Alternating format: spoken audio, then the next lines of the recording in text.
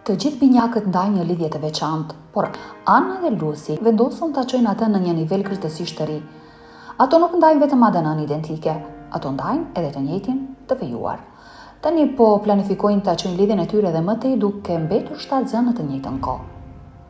A ka ndonjë gjë që këto motra të pandashme nuk e kanë bërë bashkë? Thuaje edhe me shumë gjas e kanë përjetuar tashmë krah për krah. Të lindura në 19 korik 1986 në Perth, Australi, Anna dhe Lucy kanë vetëm një motër tjetër, një motër më të madhe nga nëna e quajtur Vana, e cila është 12 vjet më e madhe se ato. Nëna e tyre kujton se pati një lindje relativisht të lehtë, me binjake që erdhën në jetë vetëm 1 minutë larg nga njëra tjetra. Lucy, me madhja nga të dyja, ka qenë pranë Anës që nga lindja dhe që atëherë kanë mbetur të pandashme. As nëna e tyre nuk mund ta kishte parashikuar se sa të afërta do të bëheshin Anna dhe Lucy.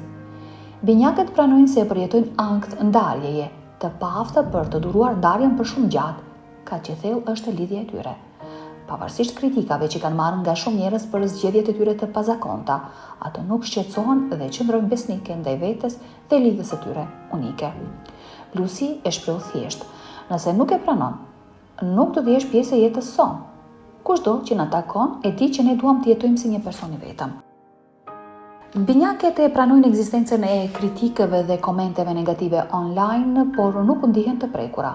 Njerëzit mund të kenë mendimet e tyre, por në fund të ditës ne nuk po lëndojmë askënd. Jam krenare për këtë marrëdhënie të bukur. Për Anën dhe Lucyn, ato janë një dhe një.